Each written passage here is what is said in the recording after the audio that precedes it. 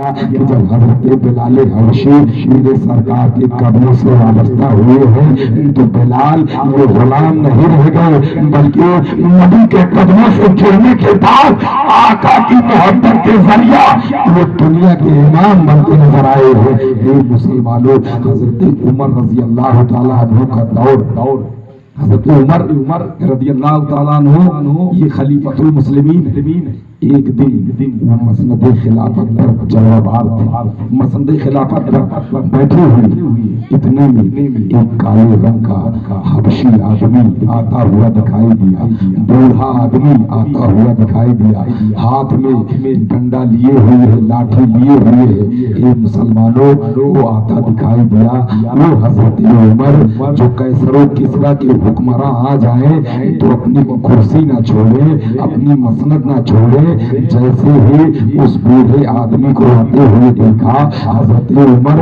مسند پر سے اٹھ کر کے کھڑے ہو گئے۔ لوگ حیران رہ گئے، اے عمر اگر کیسر و کسریٰ کا حکمراں آ جائے تو آپ اس کے استقبال کے لیے نہ کھڑے ہو، یہ کون سا کالا آدمی ہے، حبشی آدمی ہے جس کے استقبال کے لیے آپ کھڑے ہو گئے؟ حضرت عمر نے کہا چپ بیٹھ، تجھ کو نہیں پتا یہ کون ہے؟ کہا یقیناً نہیں معلوم ہے یہ کون ہے۔ کہا سنو لوگوں، یہ کوئی اور نہیں بلکہ میرے سرکار نبی کونین کا سب سے چہیتا غلام بلال ہے، بلال جس کے استقبال کے لیے عمر کھڑا ہو رہا۔ کہا کیوں کھڑے ہو رہے؟ کہا اس لیے کہ میرے آقا نے بلال کو ایک مقام عطا کر دیا۔ کہا کیسا مقام؟ کہا سنو، جب فتح مکہ ہوا تھا، فتح مکہ ہوا تھا، اے بچہ خاموش، جب مکہ فتح ہوا تھا حضرت عمر بیان کرتے ہیں میرے سرکار نے ارشاد فرمایا کہ آج مکہ فتح ہوا ہے، آج آذان وہ خانہ کعبہ کی چھت پر پڑھی جائے گی، آج خانہ کعبہ کی چھت پر آذان پڑھی جائے گی۔ صحابہ کرام کا بیان ہے، بیان کرتے ہیں لوگ سوچ رہے تھے شاید کہ یہ قسمت ہماری ہو، تقدیر ہماری ہو، خانہ کعبہ پر ہم اذان دیں، خانہ کعبہ پر ہم اذان دیں۔ اتنے میں نبی کونین نے ارشاد فرمایا بلال کہاں ہے، بلال کہاں ہے، ان کو بلاؤ، بلال کو بلاؤ۔ عرض کی گئی یا رسول اللہ بلال کو کیوں بلایا جا رہا ہے؟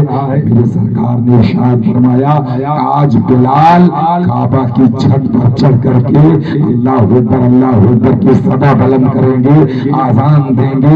اے مسلمانوں، تو وہاں پر صحابہ کرام نے عرض کیا یا رسول اللہ کیا آذان دینے کے لیے بلال ہی ہے؟ وہ تو آدھے چل گئے ہیں، ان کی جگہ کسی دوسرے کو متعین کر دیا جائے۔ میرے سرکار نے ارشاد فرمایا اے میرے صحابہ سنو، مار کھائے تو بلال، صحرا میں اذان پڑھے تو بلال، بدر میں اذان پڑھے تو بلال، خندق میں اذان پڑھے تو بلال، حنین میں اذان پڑھے تو بلال، جنگوں میں اذان پڑھے تو بلال۔ اور آج جب شرافت کی بات آئی، آج جب عزت نفس کی بات آئی تو کہہ رہے ہو کہ آج کسی دوسرے کو اذان دینے دیا جائے۔ سنو، آج ایک غلام کعبے کی چھت پر ہوگا، ابو بکر بھی نیچے ہوں گے، عمر بھی نیچے ہوں گے، عثمان بھی نیچے ہوں گے، علی بھی نیچے ہوں گے، طلحہ زبیر بھی نیچے ہوں گے، سب کے سب نیچے ہوں گے۔ آج ایک غلام جب نبی کے دامن کرم سے وابستہ ہوا ہے تو نبی نے اس کا معیار اتنا بلند کر دیا ہے کہ آج کوئی غیر نہیں بلکہ غلام یہ کعبہ کی چھت پر چڑھ کر کے آذان پڑھ رہا ہے، حی علی الفلاح حی علی الفلاح کی صدائیں بلند کر رہا ہے۔ تو میرے سرکار آئے ہیں تو غلاموں کو وقار عطا کرتے ہوئے آئے۔ میرے سرکار ہیں، میرے سرکار تشریف لائے تو غلاموں کو وقار عطا کرتے آئے۔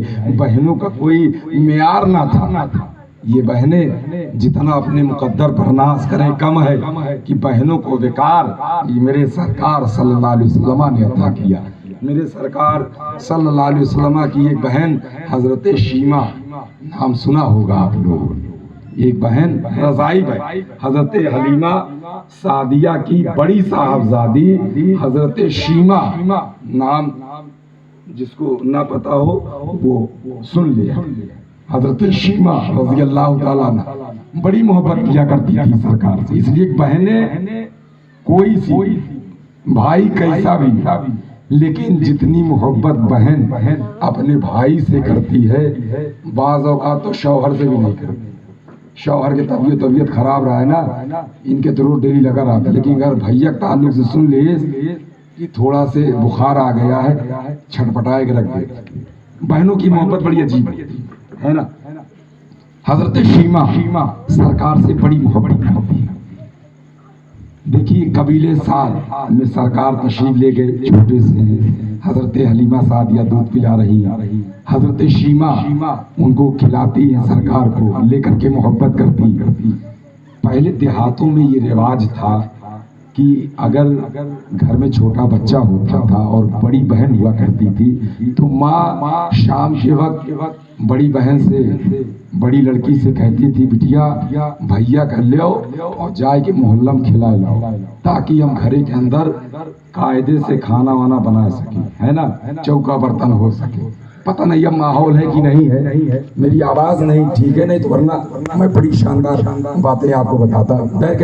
پتہ نہیں اب ماحول ہے کہ نہیں ہے، لیکن پہلے یہ ماحول تھا کہ بڑی بہنیں اپنے بھائیوں کو لے کر کے محلے میں چلی جایا کرتی تھیں اور وہیں پر کھلاتی تھیں، محبت کیا کرتی تھیں، اور گھر کے اندر ماں مکمل اطمینان سے کھانا بناتی تھی، اور کھانا بنانے کے بعد چولہا چوکا برتن کرنے کے بعد پھر وہ بہنیں اپنے بھائیوں کو لے کر کے آیا کرتی تھی. یہی حال قبیلے سعد کا بھی تھا. قبیلے سعد میں جتنے بچے جاتے تھے پلنے کے لیے تو ان کی بہنیں جو گھر میں رہتی تھی مائیں کہتی تھی جاؤ اپنے بھائیوں کو کھلا کر کے لے آؤ اور گھر کے اندر ہم لوگ کام کاج کر لیں. اے مسلمان تمام بہنیں اپنے بھائیوں کو لے کر کے میدان میں اکٹھا ہو جائے.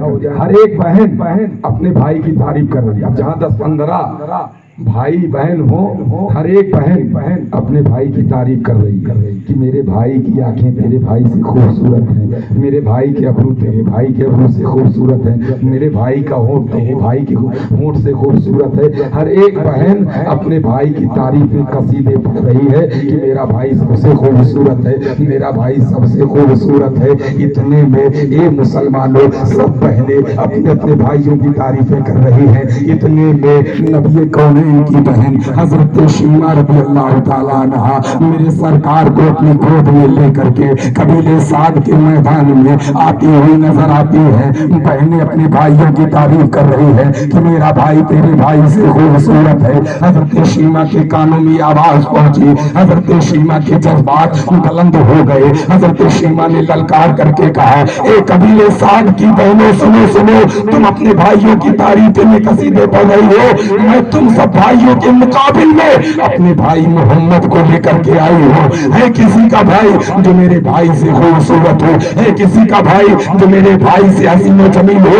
تمام بہنیں پکار اٹھتی ہے اے شیما تیرے بھائی کی خوبصورتی کا جواب نہ کل کوئی تھا، نہ آج کوئی ہے، نہ صبح قیامت تک کوئی ہو سکتا ہے. اعلیٰ حضرت کا شعر پڑھ لو، ایمان تازہ ہو جائے گا کہ سب سے اعلیٰ ہو اولا ہمارا نبی، سب سے بالا ہو اعلیٰ ہمارا نبی، سب چمک والے اجلے میں چمکا کیے اندھے شیشوں میں چمکا ہمارا نبی، اندھے شیشوں میں چمکا ہمارا نبی. یہ پیارے اور کیجئے بہنیں اپنے بھائیوں سے کتنی محبت کرتی ہیں. اسی موقع پر حضرت شیما نے دعا کے لیے ہاتھ اٹھا دیے، مولا جیسے آج میرا بھائی تمام بھائیوں میں ممتاز ہے، ایسے آنے والے وقت میں میرا بھائی تمام پوری کائنات میں سب سے ارفع و اعلیٰ رہے، ممتاز رہے. اور یہی وجہ ہے میرے آقا ارشاد فرماتے ہیں کہ اگر بہن اپنے بھائی کے حق میں دعا کر دے اگرچہ مصیبت پہاڑوں کی شکل میں ہوگی، اگر بہن نے صدق دل سے بھائی کے حق میں دعا کر دی، میرے آقا ارشاد فرماتے ہیں ادھر بہن نے دعا کی ادھر اگر پہاڑوں کی مانند مصیبتیں ہوں گی اللہ بہن کی دعا کے صدقے میں ان مصیبتوں کو دور فرما دے گا. یہ بہنوں کے تعلق سے آیا ہے. میرے سرکار اس خاکدان گیتی پر تشریف لائے تو بہنوں کو ان کا وقار عطا کرتے ہوئے آئے. اور ایک آخری بات میں آپ کو بتاؤں، حضرت شیما کی بات چلی تو ان کی شادی ہو گئی. شادی ہو گئی تو دوسرے قبیلے میں چلی گئی، دوسرے قبیلے میں گئیں تو اب ادھر میرے سرکار ہجرت فرما کر کے